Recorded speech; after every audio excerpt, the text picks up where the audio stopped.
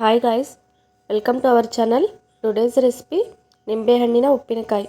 ನಿಂಬೆಹಣ್ಣಿನ ಉಪ್ಪಿನಕಾಯಿನ ಎರಡು ರೀತಿಯಲ್ಲಿ ಮಾಡ್ಕೊಳಕತ್ತೀವ್ರಿ ನಾವು ಇವತ್ತು. ಮೊದಲನೇದು ಬೆಲ್ಲದ ಪಾಕದಿಂದ ನಿಂಬೆಹಣ್ಣಿನ ಉಪ್ಪಿನಕಾಯಿನ ಮಾಡ್ಕೊಳಕತ್ತೀವ್ರಿ. ಇದನ್ನು ಹೇಗೆ ಮಾಡ್ಕೊಳ್ಳೋದು ಅಂತ ತೋರಿಸ್ತೀನಿ ರೀ, ಬರ್ರಿ. ಮೊದಲಿಗೆ ನಾನು ಒಂದು ನಿಂಬೆಹಣ್ಣಿನಲ್ಲಿ 4 ಭಾಗವಾಗಿ ನಿಂಬೆಹಣ್ಣನ್ನು ಕಟ್ ಮಾಡಿಕೊಂಡು ಇಟ್ಕೊಂಡಿನಿ ರೀ. ನಿಮ್ಗೆ ಯಾವ ಸೈಜ್ ಬೇಕು ಆ ಸೈಜ್ ಕಟ್ ಮಾಡ್ಕೊರಿ. ಮೊದಲಿಗೆ ನಾನು ಒಂದು ಬುಟ್ಟಿಯಲ್ಲಿ ಕಟ್ ಮಾಡಿದ ನಿಂಬೆಹಣ್ಣನ್ನು ಹಾಕಿ ಚಂದತ್ನೆಗೆ ಉಮ್ಗಾಯಿಸ್ಕೊಳಕತ್ತೀನಿ ರೀ. ಒಟ್ಟು ನೀರನ್ನು ಹಾಕೋದಿಲ್ರಿ, ಎಣ್ಣೆನೂ ಹಾಕೋದಿಲ್ಲ, ಏನೂ ಹಾಕೋದಿಲ್ರಿ. ಹಾಗೇನೆ ಬಿಸಿ ಮಾಡ್ಕೊಳ್ಳೋದ್ರಿ. ಬಿಸಿ ಮಾಡ್ಕೊಳ್ಳೋ ನಂತರ ಈ ರೀತಿಯೊಳಗೆ ಕಾಣಿಸುತ್ತೆ ರೀ. ಸಣ್ಣ ಉರಿ ಇಟ್ಟನೆ ಬಿಸಿ ಮಾಡ್ಕೊಳ್ರಿ. ನೋಡಿರಿ ಎಷ್ಟು ಚಂದ ಕಾಣಿಸಕತ್ತದ್ರಿ. ಈ ಥರ ಉಮ್ಗಾಯ್ಬೇಕ್ರಿ. ನೋಡಿರಿ ನಿಂಬೆಹಣ್ಣಿನ ರಸ ಎಲ್ಲ ಹೆಂಗೆ ಬಿಟ್ಕೊಂಡದ್ರಿ. ಮ್ಯಾಗೆ ಮುಚ್ಚಳನ ಮುಚ್ಚಬೇಕ್ರಿ. ಚಂದತ್ನೆಗೆ ಉಮ್ಗಾಯ್ತದ್ರಿ. ಆಮೇಲೆ ಬರೀ ನಿಂಬೆಕಾಯಿನೇ ತೊಗೊಂಡು ಒಂದು ಪಾತ್ರೆಯಲ್ಲಿ ಹಾಕ್ಕೊಳ್ಬೇಕ್ರಿ. ರಸನ ತೊಗೊಳ್ಬಾರ್ದ್ರಿ. ಈ ಕಡೆ ಸೈಡಿಗೆ 150 ನಿಂಬೆ ಹಣ್ಣಿಗೆ ನಾನು 2 kg ಅಷ್ಟು ಬೆಲ್ಲ ತೊಗೊಂಡಿನಿ ರೀ. ಬೆಲ್ಲನ ಆ ನಿಂಬೆ ರಸದೊಳಗೆ ಹಾಕ್ತೀನಿ ರೀ. ಹಾಕಿ ಬೆಲ್ಲನ ನಿಂಬೆ ರಸದಲ್ಲಿನೇ ಕಲಿಸ್ಬೇಕ್ರಿ.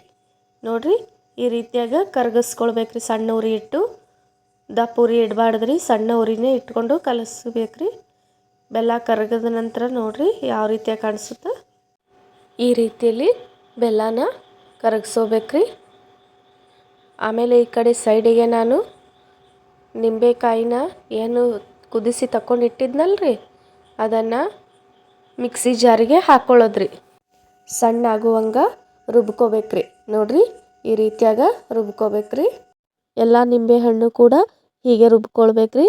ಆಮೇಲೆ ಸೈಡಿಗೆ ನಾನು ಬೆಲ್ಲ ಕರಗಿಸಿ ಇಟ್ಟಿದ್ನಲ್ರಿ, ಅದಕ್ಕೆ ನಾನು ಚಕ್ಕೆ ಲವಂಗದ ಪುಡಿ ಹಾಕ್ತೀನಿ ರೀ. ಚಕ್ಕೆ ಲವಂಗದ ಪುಡಿ ಹಾಕೋದ್ರಿಂದ ಖಾರ ಖಾರವಾಗಿ ಟೇಸ್ಟಾಗಿ ಇರುತ್ತೆ ರೀ. ಇದಕ್ಕೆ ನಾನು 4 ಕಪ್ಪಿನಷ್ಟು ಉಪ್ಪನ್ನು ಹಾಕ್ಕೊಳ್ತೀನಿ ರೀ. ನೋಡಿರಿ ಫ್ರೆಂಡ್ಸ್, 150 ನಿಂಬೆಹಣ್ಣಿಗೆ 2 kg ಬೆಲ್ಲನ ತೊಗೊಂಡಿನಿ ರೀ. 4 ಕಪ್ದಷ್ಟು ಉಪ್ಪನ್ನು ತೊಗೊಂಡಿನಿ ರೀ.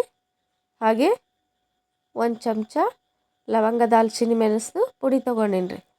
ಇಷ್ಟನ್ನು ಹಾಕ್ಕೊಂಡು ನಂತರ ರುಬ್ಬಿದ ನಿಂಬೆಹಣ್ಣಿಂದು ರಸ ಏನಿರ್ತೈತೆ ನೋಡ್ರಿ, ಅದನ್ನು ಈ ಪಾಕದೊಳಗೆ ಹಾಕ್ಕೊಂಡು ಚಂದತ್ನೆ ತಿರುವಾಡ್ಕೊಳಕತ್ತೀನಿ ರೀ.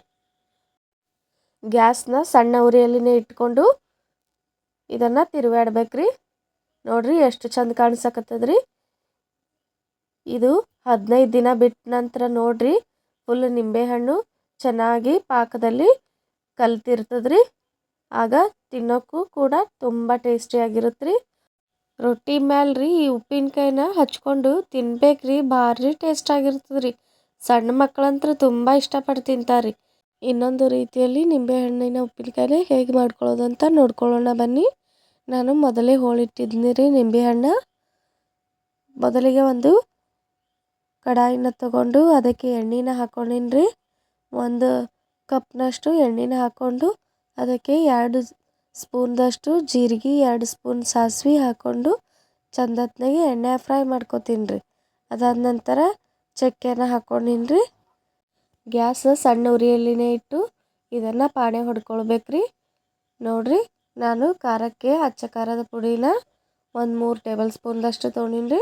ನಿಮಗೆ ಖಾರ ಕಮ್ಮಿ ಬೇಕಂದ್ರೆ ಇನ್ನು ಕಮ್ಮಿ ತೊಗೋರಿ, ಹೆಚ್ಚಬೇಕಂದ್ರೆ ಇನ್ನೊಂದು ಸ್ಪೂನ್ ಆ್ಯಡ್ ಮಾಡಿರಿ. ಅದಾದ ನಂತರ ನಾನು 1 ಬಾಟಲ್ದಷ್ಟು ಉಪ್ಪನ್ನು ತೊಗೊಂಡಿನಿ ರೀ. 1 ಬಾಟಲ್ದಷ್ಟು ಸಕ್ಕರೆನೂ ತೊಗೊಂಡಿನಿ ರೀ. ನೋಡಿರಿ ಫ್ರೆಂಡ್ಸ್, ಇವಾಗ ಗ್ಯಾಸ್ ಸ್ಟವ್ನ ಆಫ್ ಮಾಡ್ಕೋಬೇಕ್ರಿ. ಆಫ್ ಮಾಡಿಕೊಂಡು ಚಮಚಲ್ಲೇ ತಿರುವಾಡ್ಬೇಕ್ರಿ ಹಿಂಗೆ. ನಂತರ ನಾನು 30 ನಿಂಬೆಕಾಯಿನ ಕಟ್ ಮಾಡಿಕೊಂಡು ಇಟ್ಕೊಂಡಿದ್ನಲ್ರಿ, ಅದನ್ನು ಕೂಡ ಇದರಲ್ಲಿ ಹಾಕಿ ಚಂದತ್ನಾಗೆ ಮಿಕ್ಸ್ ಮಾಡ್ಕೊಳ್ಕತ್ತೀನಿ ರೀ.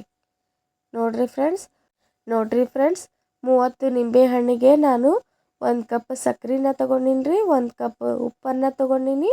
ಮತ್ತು 2 ಟೇಬಲ್ ಸ್ಪೂನ್ದಷ್ಟು ಜೀರಿಗೆ ಸಾಸಿವೆನ ತೊಗೊಂಡಿನಿ ರೀ.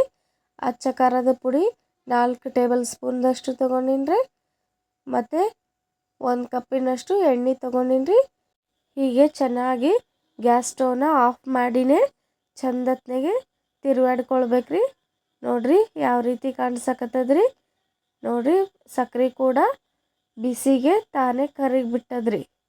ನೋಡ್ರಿ ಫ್ರೆಂಡ್ಸ್, ಈ ನಿಂಬೆ ಹಣ್ಣು ಕೂಡ 15 ದಿನಗಟ್ಟಲೆ ಒಂದು ಗಾಜಿನ ಡಬ್ಬದಲ್ಲಿ ಅಥವಾ ಪ್ಲಾಸ್ಟಿಕ್ ಡಬ್ಬದಲ್ಲಿ ಸ್ಟೋರ್ ಮಾಡಿ ಇಡಬೇಕ್ರಿ. ಬಟ್ ಲಿಡ್ನ ಓಪನ್ ಮಾಡಬಾರ್ದ್ರಿ. ಹಾಗಾದರೆ ನಿಂಬೆಹಣ್ಣು ಚೆನ್ನಾಗಿ ರಸ ಬಿಟ್ಕೊಂಡಿರ್ತದ್ರಿ, ಹುಳಿನೂ ಚೆನ್ನಾಗಿ ಬಂದಿರ್ತದ್ರಿ. ನೋಡ್ರಿ ಎಷ್ಟು ಚಂದ ಕಾಣಕತ್ತದ್ರಿ. ನೀವು ಕೂಡ ಒಮ್ಮೆ ಮಾಡಿಕೊಡ್ರಿ, ತುಂಬ ಟೇಸ್ಟಿಯಾಗಿರುತ್ತೆ. ಹಾಗೆ ಈ ವಿಡಿಯೋ ನಿಮಗೆ ಇಷ್ಟವಾದಲ್ಲಿ ಪ್ಲೀಸ್ ಸಬ್ಸ್ಕ್ರೈಬ್ ಮಾಡಿರಿ, ಲೈಕ್ ಮಾಡಿರಿ, ಶೇರ್ ಮಾಡಿರಿ. ಹಾಗೆ ನಮ್ಮ ಚಾನಲ್ನ ಪ್ರೋತ್ಸಾಹಿಸಿ. ಧನ್ಯವಾದಗಳು ರೀ.